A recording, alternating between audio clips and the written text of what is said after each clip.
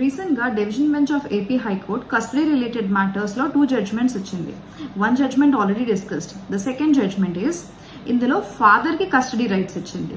Father his residing in America. అక్కడే బాబు కూడా పుట్టాడు.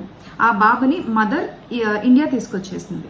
సో ఫాదర్ ఇక్కడ ఇండియాలో కస్టడీ కేసు వేసుకున్నాడు. కస్టడీ కేసు వేసుకున్నందుకు రాజేశ్వరి చంద్రశేఖర్ కేసులో సుప్రీంకోర్టు ఏదైతే అనాలజీ తీసుకుందో, అంటే నేటివ్ ప్లేస్ నుంచి ఒక చైల్డ్ ని తీసుకొచ్చి ఇండియాలోకి తీసుకొస్తే గనక మళ్ళీ ఆ చైల్డ్ ని అదే నేటివ్ ప్లేస్ కి he has to return back to the native place అని. ఎందుకనంటే ఎన్వైరన్మెంటల్ కండిషన్స్ కి, హెల్త్ ఇష్యూస్ కి, వెల్ఫేర్ కి, ఎడ్యుకేషన్ కి, ఇంకా అన్ని ఎమ్యూనిటీస్ కి ఇండియా కన్నా ఎక్కడైతే పుట్టాడో నేటివ్ కంట్రీలో ఆ కంట్రీలోనే ఎక్కువ ఎమ్యూనిటీస్ ఉంటాయి. అక్కడే వెల్ఫేర్ ఎక్కువ ఉంటుంది.